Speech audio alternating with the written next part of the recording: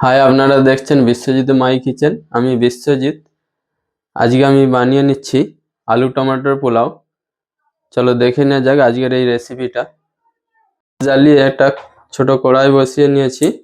এর মধ্যে প্রথমে আমরা তেল গরম হয়ে গেলে কিছু পেঁয়াজ ভেজে নেব, ব্রাউন অনিয়ন বানিয়ে নেব। তেলটা গরম হয়ে গেছে, আমরা কিছু পেঁয়াজ এতে ভেজে নিচ্ছি। 50-60 গ্রামের মতো পেঁয়াজ ভেজে নেব। আমাদের চালটা আছে 300 গ্রাম।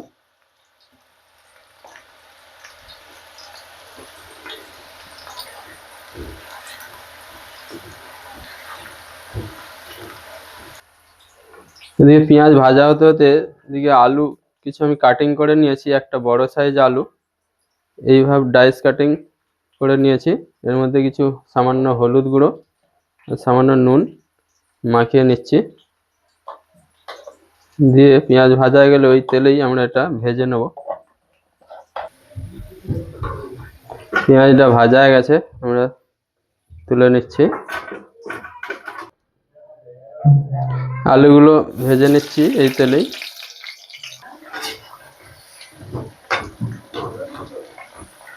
আলুটা এরকম হালকা আছে ভেজে নেব যাতে একটু সিদ্ধ হয়ে যায় আলুগুলো।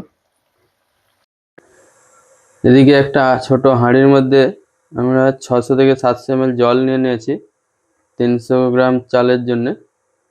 তো এর মধ্যে আমরা কিছু গোটা মশলা দিচ্ছি। একটা তেজপাতা, ছোট এলাচ 4টে থেকে 5টা, একটা বড় এলাচ, সামান্য টুকরো জয়িত্রী, 2 থেকে 3টে লবঙ্গ, ছোট 2 থেকে 3 টুকরো দারুচিনি আর সামান্য মৌরি দিয়ে এই জলটা আমরা ফুটিয়ে নেব। এরপর একটা কড়া নিয়ে নিচ্ছি, গ্যাস জ্বালিয়ে নিয়ে কড়াটা গরম করে নিচ্ছি। এতে আমি একটু তেল নিয়ে নিচ্ছি 10 থেকে 15 ml এর মতো।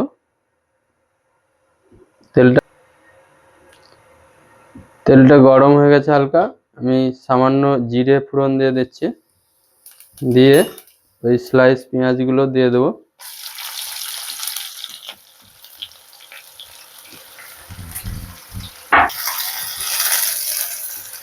পেঁয়াজগুলো হালকা ভেজে নেব, হালকা বাদামি কালার হয়ে গেলে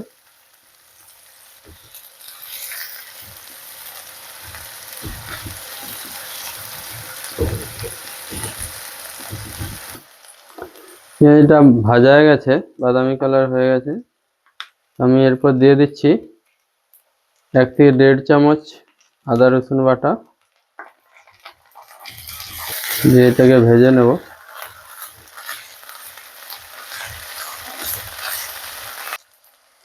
আদা রসুনটা ভাজা হয়ে গেছে, এরপর আমি দিয়ে দিচ্ছি 2টো medium size tomato cube cutting,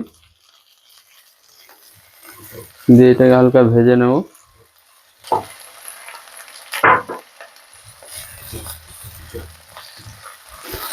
টমেটোটা 1-2 মিনিট ভেজে নেওয়ার পরেই দিয়ে দিচ্ছি 2টো কাঁচা লঙ্কা থেতো করা।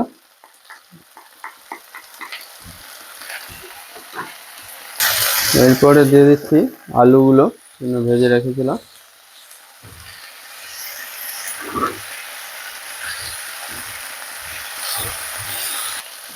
গ্যাসটা একটু কমিয়ে নিয়ে মশলা দিয়ে দেবো। প্রথমে দিয়ে দিচ্ছি নুন 1/2 চামচের একটু বেশি, লাগলে আবার দিয়ে দেবো, প্রথমে একটু কম দিচ্ছি। তারপর দিয়ে দিচ্ছি ধনে গুঁড়ো সামান্য 1/2 চামচেরও কম, দিয়ে দিচ্ছি সামান্য হলুদ গুঁড়ো। মশলা দিয়ে এটাকে আমরা কষে নেবো আমি 2-3 মিনিট।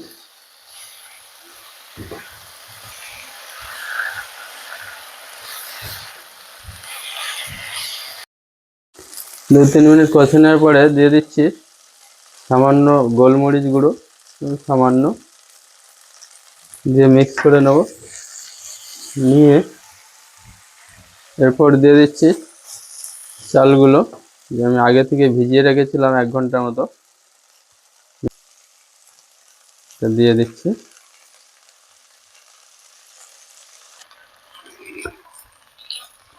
এই চালটা আমি নিয়েছি দেরাদুন রাইস।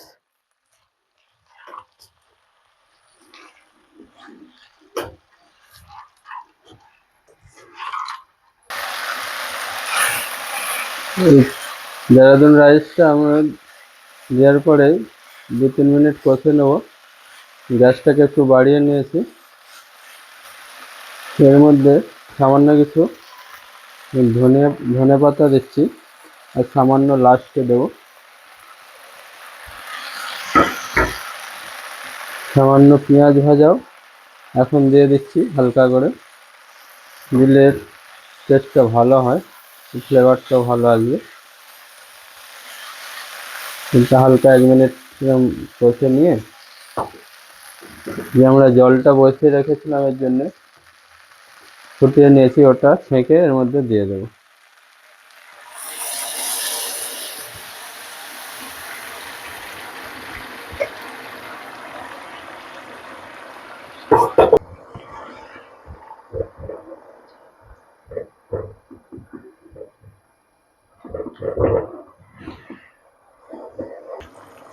জলটা দেওয়ার পরে ফুটে গেলেই টেস্টটা একটু বাড়ানোর জন্য আমি সামান্য পরিমাণ দেখুন চিনি দিয়েছি।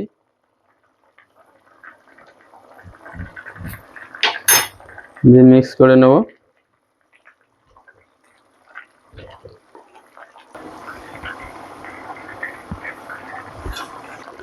রাইসের মধ্যে জলটা দেওয়ার পরে আমি 4-5 মিনিট এরকম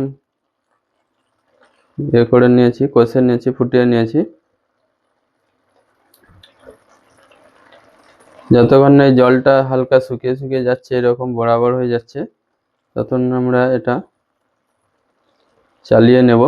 এবার দেখছেন যে জলটা শুকিয়ে গেছে প্রায়।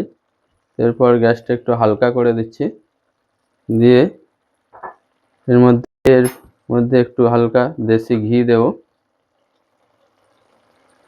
1-1.5 চামচ।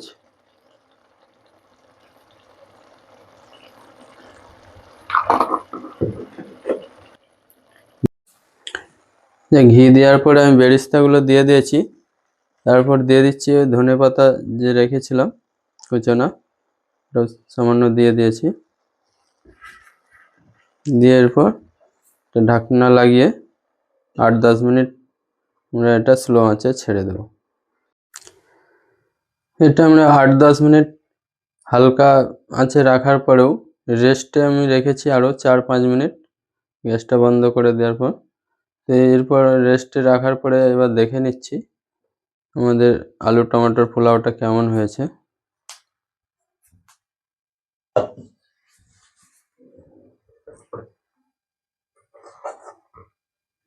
রাইস একদম ঝরঝরে হয়েছে।